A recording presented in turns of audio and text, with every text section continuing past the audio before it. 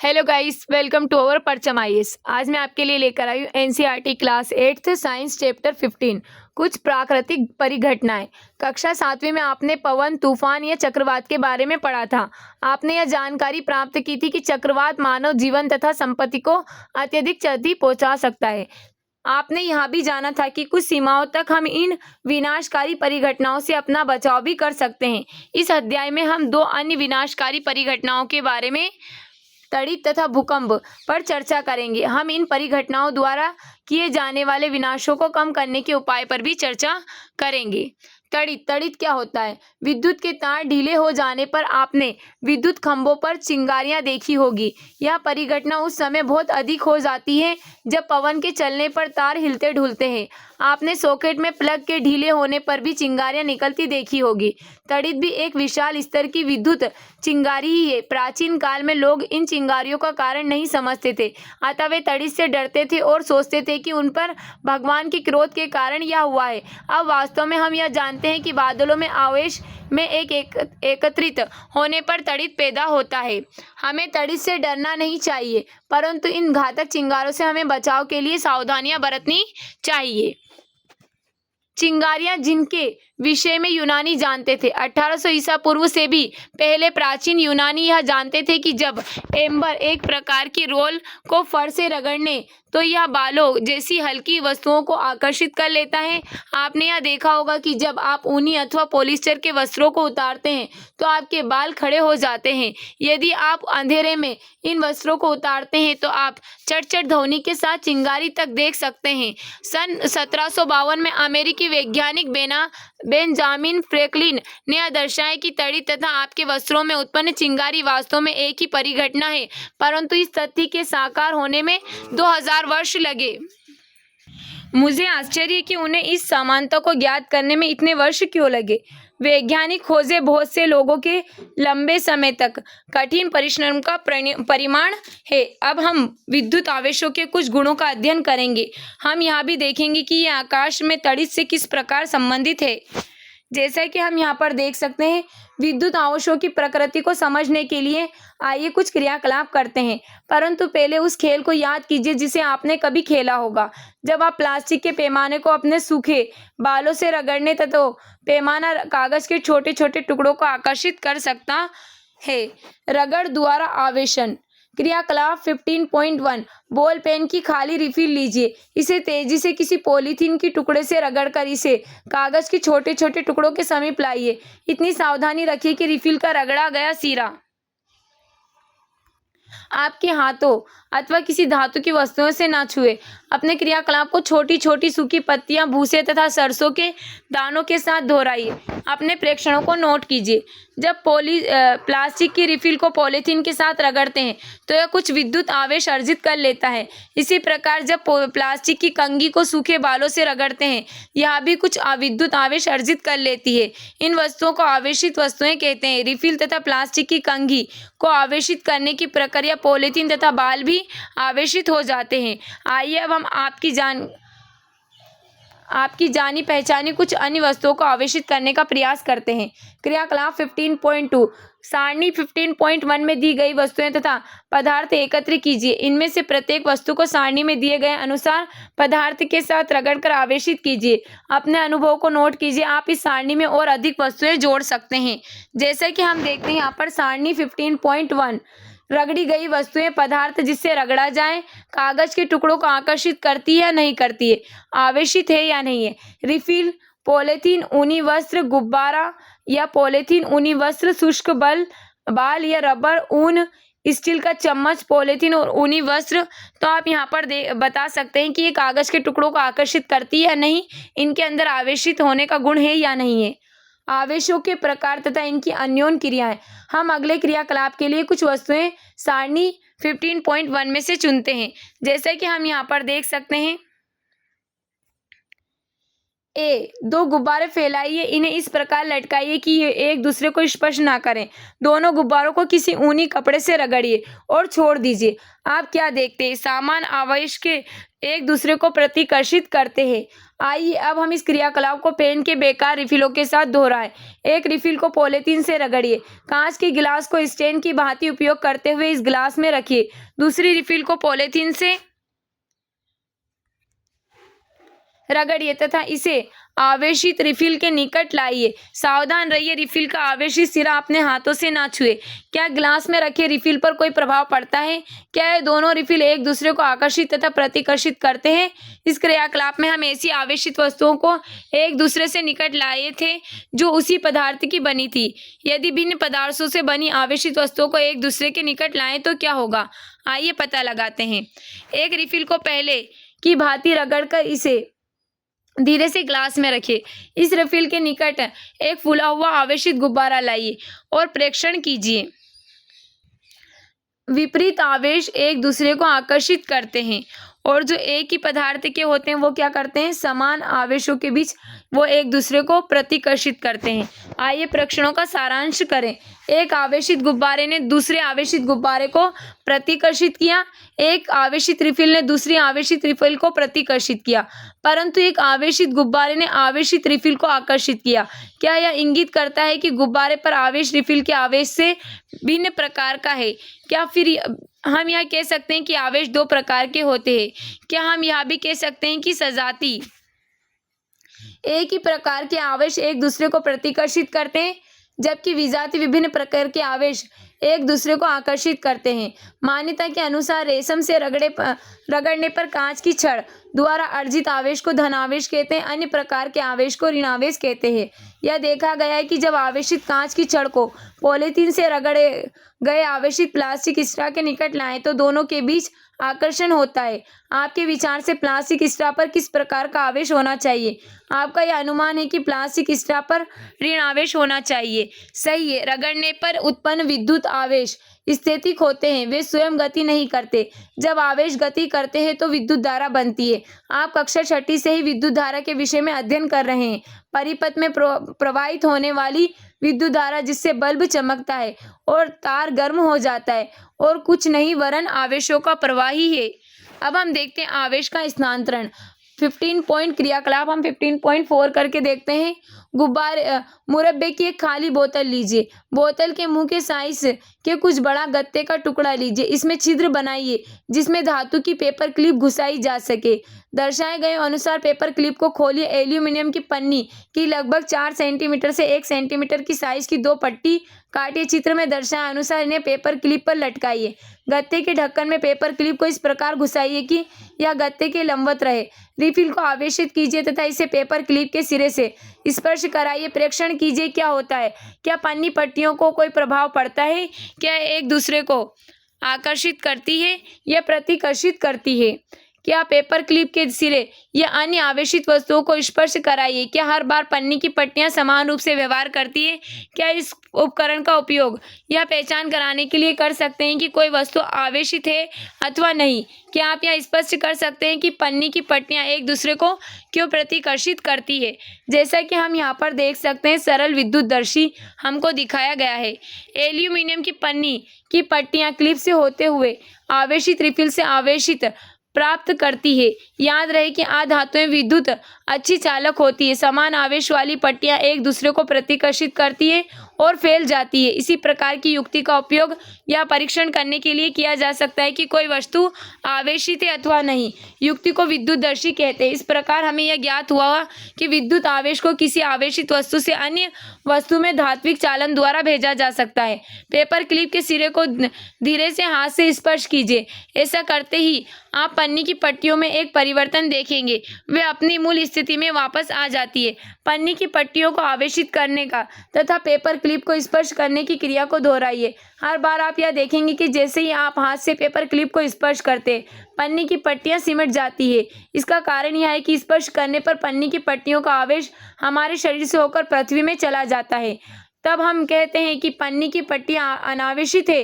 किसी आवेशित वस्तु से आवेश को पृथ्वी में भेजने की प्रक्रिया को भूसंपर्करण कहते हैं।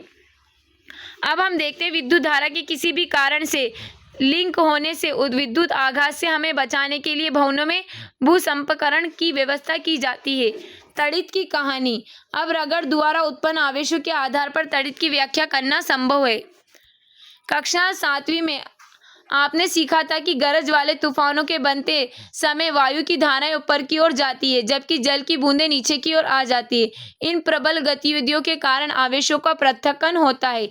इस प्रक्रिया द्वारा जिसे हम अभी पूर्णतः नहीं समझ सके हैं। बादलों के ऊपरी किनारे के निकट धनावेश एकत्र हो जाते तथा ऋणावेश बादलों के निचले किनारों पर संचित हो जाते हैं। धरती के निकट भी धनावेश का संचय होता है।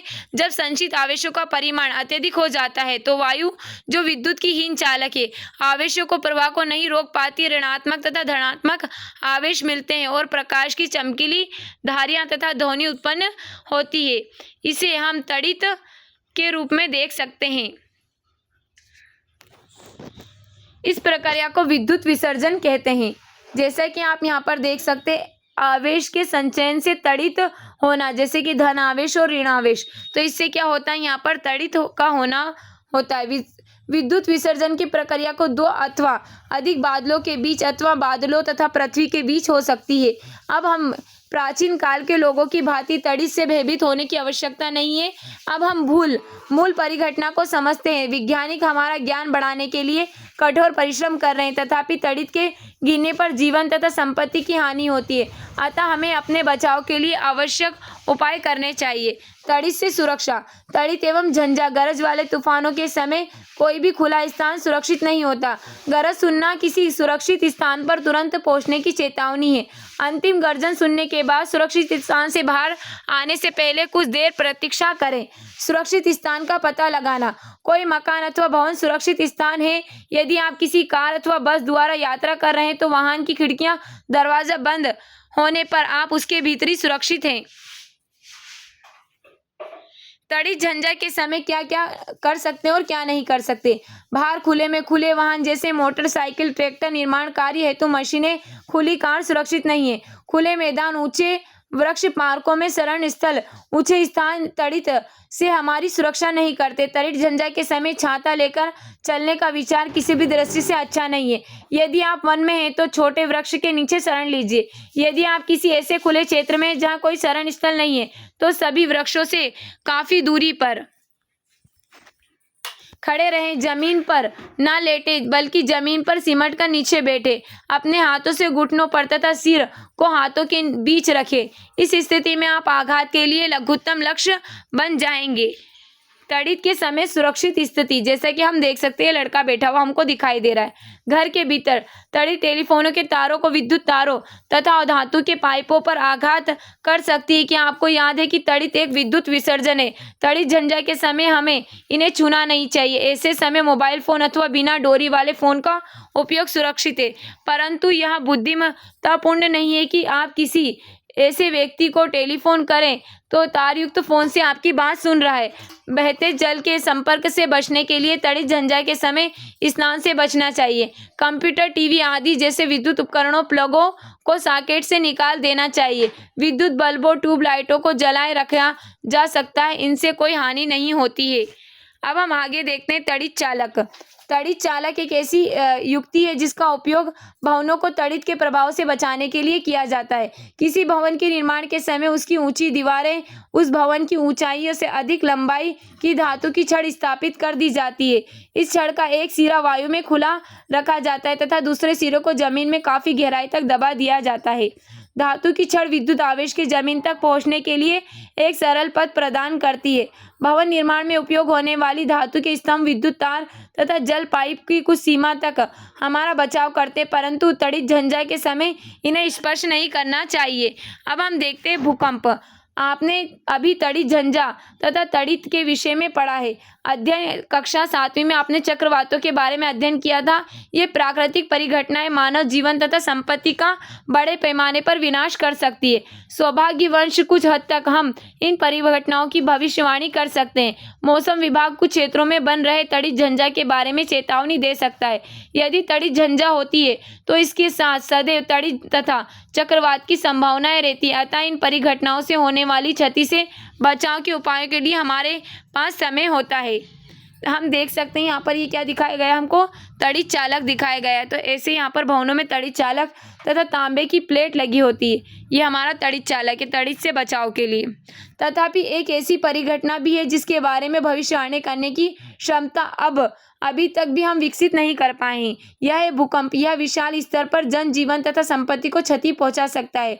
8 अक्टूबर 2005 को भारत तथा उत्तरी कश्मीर के उरी तथा तंगधार शहरों में एक बड़ा भूकंप आया था। इससे पहले गुजरात के भुज जिले में 26 जनवरी 2001 को बड़ा भूकंप आया था। क्रियाकलाप 15.5 अपने माता पिता से इन भूकंपों द्वारा हुई जनजीवन संपत्ति की अपार क्षति के बारे में पूछिए। उस समय के समाचार पत्रों तथा पत्रिकाओं से इन भूकंपों द्वारा हुई क्षति को दर्शाने वाले कुछ चित्र इकट्ठा कीजिए। इन भूकंपों द्वारा लोगों को हुई क्षति से संबंधित संक्षिप्त रिपोर्ट बनाइए। भूकंप क्या होता है? अब आप यहाँ आता है कि क्या होता है, इसका प्रभाव कम से कम करने के लिए हम क्या कर सकते हैं। ये कुछ ऐसे प्रश्न हैं जिनके बारे में हम नीचे चर्चा करेंगे। भूकंप क्या होता है?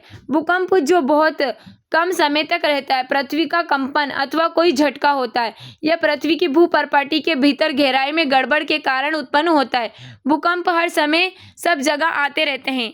जैसा कि हम यहाँ पर देख सकते हैं, कश्मीर का भूकंप, कश्मीर में भूकंप आया था, तब देखो कितनी सारी हानियां हुई थी। प्रिया, इनको नोटिस नहीं किया जाता। विशाल भूकंप बहुत कम होते हैं। ये भवनों, पुलों, बांधों तथा लोगों को असीम क्षति पहुंचा सकते हैं। इनसे जीवन तथा संपत्ति विशाल हानि हो सकती है। भूकंपों से बाढ़, भूस्खलन, सुनामी आ सकते हैं। 26 दिसंबर 2004 को हिंद महासागर में एक विशाल सुनामी आया था। महासागर के चारों ओर तटीवर्ती क्षेत्रों में अपार हानि हुई थी। क्रियाकलाप 15.6 संसार का एक रेखा मानचित्र लीजिए। भारत में पूर्वी तटीय तथा अंडमान निकोबार महाद्वीप की स्थिति ज्ञात कीजिए। हिंद महासागर के चारों ओर के अन्य देशों को मानचित्र में अंकित कीजिए जिन्हें सुनामी से क्षति पहुंची थी। अपने माता पिता अथवा परिवार के अन्य बड़े बूढ़े अथवा पड़ोस में भारत में सुनामी के कारण हुए नुकसान की जानकारी एकत्र कीजिए। भूकंप का क्या कारण है? मेरी दादी ने मुझे बताया था कि पृथ्वी किसी सांड के एक सींग पर टिकी है तथा जब सांड इसे दूसरे सींग पर ले जाता है तो भूकंप आता है। ये कैसे सत्य हो सकता है?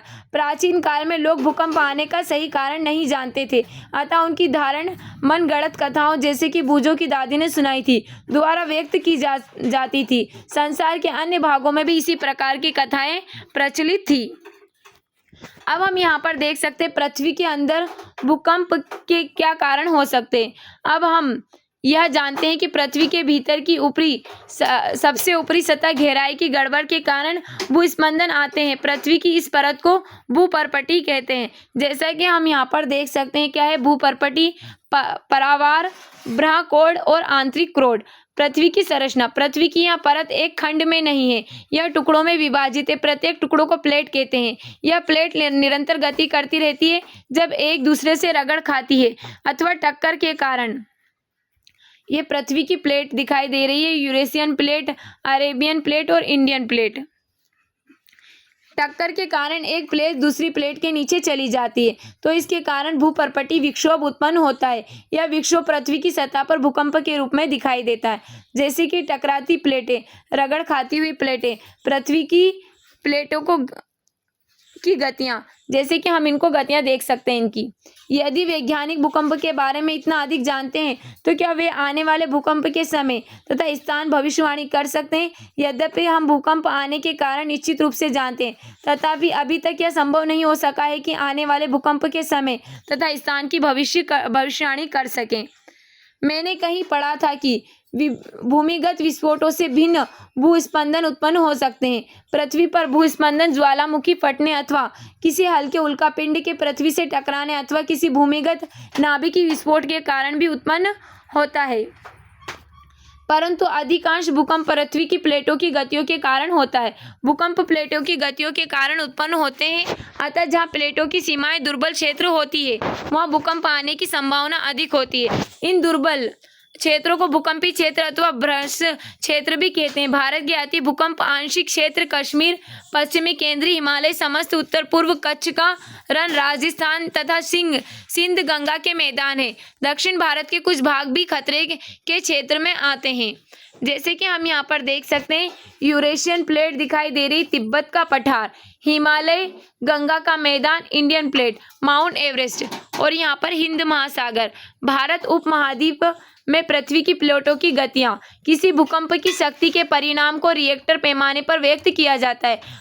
अधिक विनाशकारी भूकंपों को रिएक्टर पैमाने परिणाम 7 से अधिक होता है तथा भुज तथा कश्मीर में आए दोनों भूकंपों का परिमाण 7.5 से अधिक था। भूस्पंदन पृथ्वी की सतह पर तरंगे उत्पन्न करते हैं। इन तरंगों को भूकंपी तरंगे कहते हैं। इन तरंगों को भूकंप लेखी नामक उपकरण द्वारा रिकॉर्ड किया जाता है।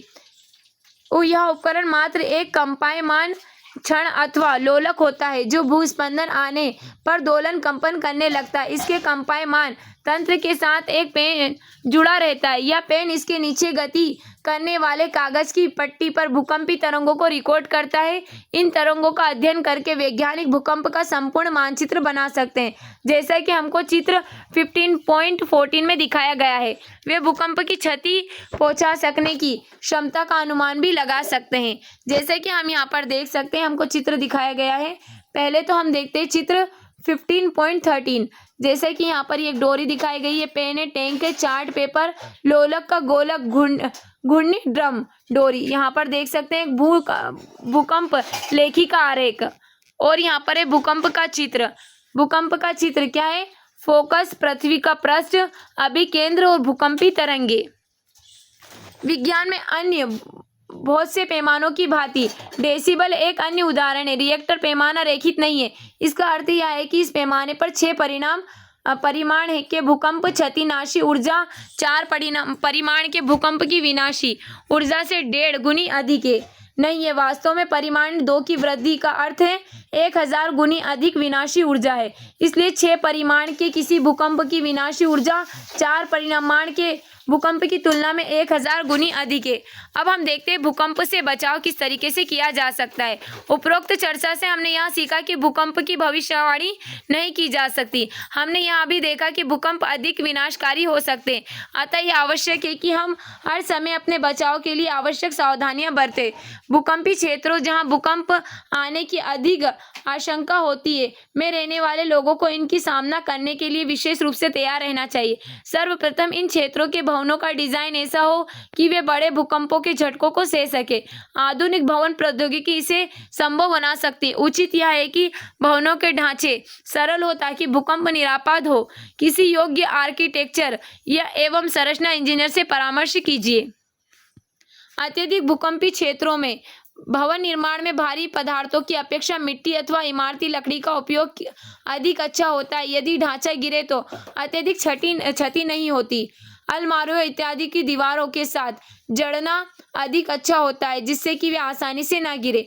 दीवार, घड़ी, फोटो फ्रेम, जल तापक, गाइजर आदि को दीवार में लटकाते समय सावधानी रखिए ताकि भूकंप आने पर ये लोगों के ऊपर ना गिरे। क्योंकि कुछ भवनों में भूकंप के कारण आग लग सकती है, अतः यह आवश्यक है कि सभी भवनों में, विशेषकर कुछ इमारतों में, अग्निशामक के सभी उपकरण कार्यकारी स्थिति में होने चाहिए। केंद्रीय भवन अनुसंधान संस्थान रुड़की ने भूकंप प्रतिरोध मकान बनाने के लिए कुछ जानकारियां विकसित की है। भूकंप के झटके लगने की स्थिति में अपने बचाव के लिए निम्नलिखित उपाय कीजिए। यदि आप घर में हैं तो किसी मेज के नीचे आश्रय ले सकते हैं तथा झटकों के रुकने तक वहीं रहें। ऐसी ऊंची तथा भारी वस्तुओं से दूर रहें जो आप पर गिर सकती है। यदि आप बिस्तर में हैं तो उठे नहीं, अपने सिर का तकिए से बचाव करें। यदि आप घर से बाहर हैं तो भवनों तथा वृक्षों तथा ऊपर जाती विद्युत लाइनों से दूर किसी खुले स्थान को खोजें एवं धरती पर लेट जाएं। यदि आप किसी कार अथवा बस में हैं तो बाहर ना निकलें। ड्राइवर से कहें कि वह धीरे धीरे किसी खुले स्थान पर पहुंचे। भूस्पंदन के समाप्त होने से पहले बाहर ना निकलें।